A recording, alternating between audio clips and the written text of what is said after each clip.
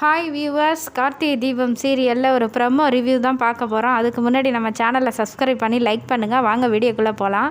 இந்த பக்கம் பார்த்திங்கன்னா ஐஸ்வர்யாவுக்கு தீபா இருக்கிற இடம் தெரிஞ்சு போச்சு. உடனே அவளை பார்க்கலாம், எப்படியும் பார்த்து அவளை ஒரு வழி பண்ணணும், உயிரோடு இருக்காளா என்னன்னு நம்ம நேரில் போய் பார்க்கணும் அப்படின்ட்டு கிளம்புறாங்க. அந்த பக்கம் கீதாவை தேடி போலீஸ் அதிகாரிலாம் ஒரு இடமா தேடிட்டு வராங்க. எங்கேயுமே இல்லையே அப்படின்னு சொல்லி கீதா இருக்கிற இடத்துக்கே கடைசியாக வந்துடுறாங்க. இங்கே யாராவது ஹாஸ்பிட்டலில் 2 நாளைக்கு முன்னாடி சேர்ந்தாங்களா அப்படின்னு சொல்லவும் 2 பேர் சேர்ந்துருக்காங்க அப்படின்னு ஹாஸ்பிட்டல்லேருந்து சொல்கிறாங்க.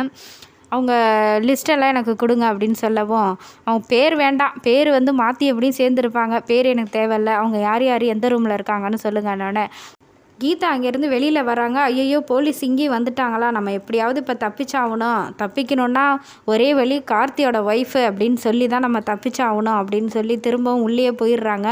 இதை ஐஸ்வர்யா பார்த்துடுறாங்க. உயிரோட தான் இருக்கா இவ.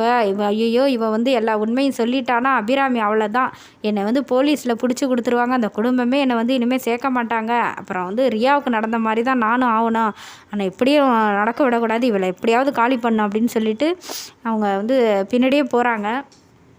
போலீஸ் அந்த 2 பேர் லிஸ்ட்டையும் வாங்கிட்டு முதல்ல ஒரு ரூமுக்கு போகிறாங்க. ஐயோ, இங்கே தான் வந்துட்டாங்க அப்படின்னு சொல்லி கீதா பயந்துகிட்டே உட்காந்துருக்காங்க. ஆனால் அவங்க போய் பார்க்கும்போது அங்கே வேறு ஒருத்தவங்க இருக்காங்க, இவங்க இல்லை அப்படின்னு சொல்லிட்டு அந்த இன்னொரு ரூம் சொன்னீங்களா அங்கே போகலாம் வாங்கன்னு சொல்லி போலீஸ் எல்லாருமே அந்த ரூமுக்கு போகிறாங்க.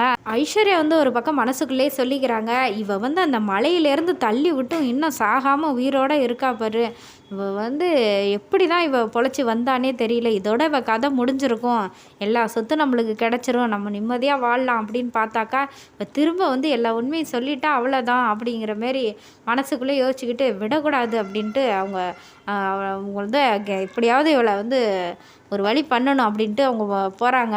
அந்த சமயம் பார்த்து கார்த்தியும் உள்ளே வராரு.